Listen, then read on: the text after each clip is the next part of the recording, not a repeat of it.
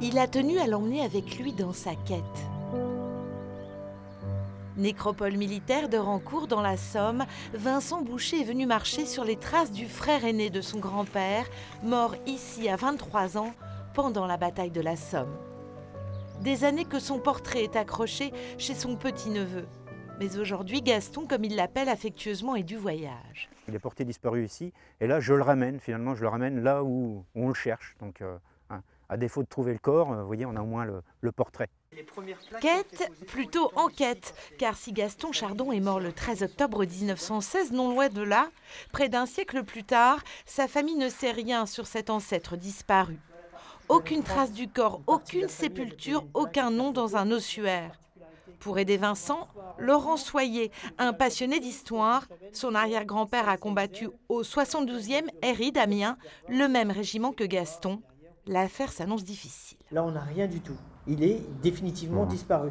La seule fois où on retrouve son nom, c'est dans la liste des pertes du régiment. Il faut donc procéder par rapprochement. Dans cette chapelle, un début de réponse. Lui, il est décédé le 7. Le 7, c'est le deuxième jour d'offensive du 72e RI. Laurent a apporté avec lui des documents, les mémoires d'un brancardier du même régiment que Gaston et aussi des cartes d'état-major des relevés militaires. Il les décode. La réalité se fait jour, peu à peu. Gaston semble écouter. On sait que l'artillerie a H plus 1 minute, c'est-à-dire l'attaque a été programmée à 17 h. Ouais, donc ça permet à H plus 1, on tirait ici. À H plus 2, on tirait ici. À H plus 4 minutes, on tirait ici. Et à H plus 5 minutes et demie, on tirait ici. Ça devait suivre la progression du bataillon.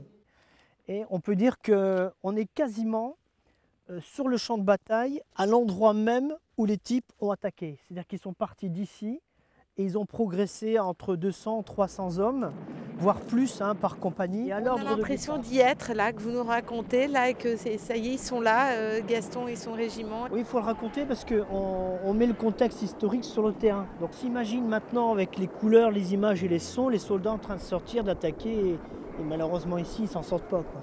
Quand on voit 2 bosquets et puis des centaines d'hommes qui sont tués avec aucune chance de survivre, effectivement, on peut se poser la question voilà, du sacrifice, c'est clair. Ouais. L'enquête avance, cette fois sur les lieux mêmes de l'assaut qui a coûté la vie à Gaston. C'est ici, c'est dans la centaine de mètres autour de nous. Donc ça ferme une partie de l'histoire, mais seulement une partie, parce qu'il y a d'autres interrogations. Notamment pourquoi Gaston s'est enrôlé sous un autre nom, sans doute pour protéger sa famille en zone occupée.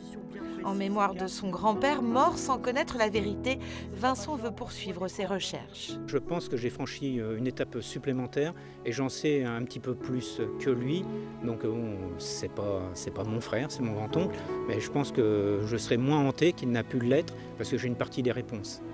Laurent, qui aime à se définir comme un passeur de mémoire, a d'autres enquêtes qui l'attendent. On fait une approche de l'histoire d'une version plus forte, plus viscérale, plus humaine, on va dire. Ce soir-là, Gaston aura repris sa place sur le mur du salon.